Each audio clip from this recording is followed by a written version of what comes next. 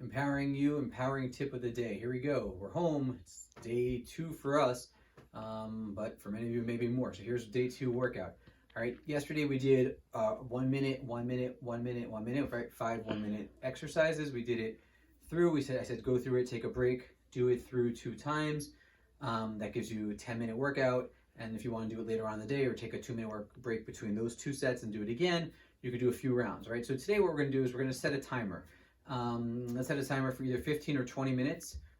Again, I'd prefer, it makes more sense to do it one, now, one later in the day. If you want a good time to do it, you want to know when to do it, you want to do it with your kids, figure a good time to do it is probably before snack time, before eating time. It will actually help, any snacks your kids take, if it's sugary, will help bring the glucose into their muscles faster and use that sugar quicker.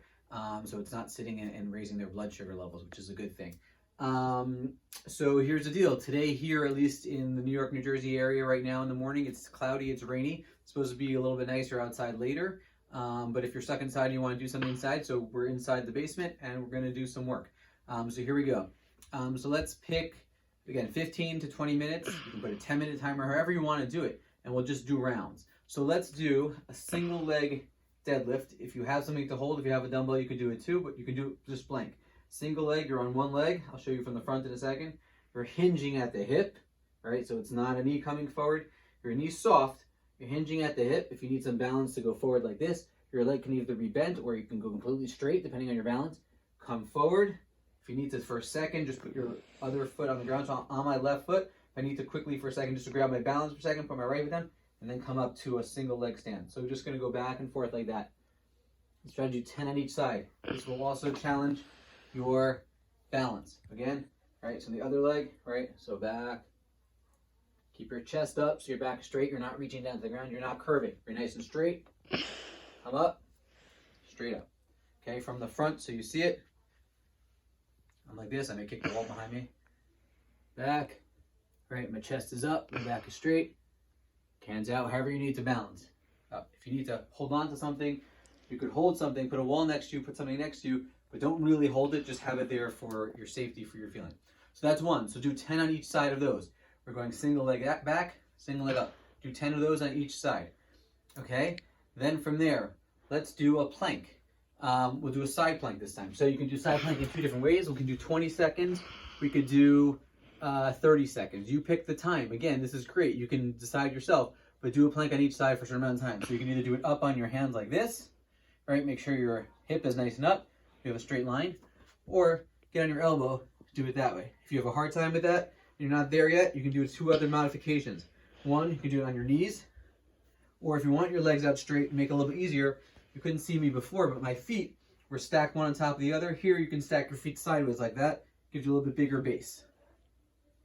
Okay? So again, do 20 to 30 seconds on each side. Then, let's do an upper body something.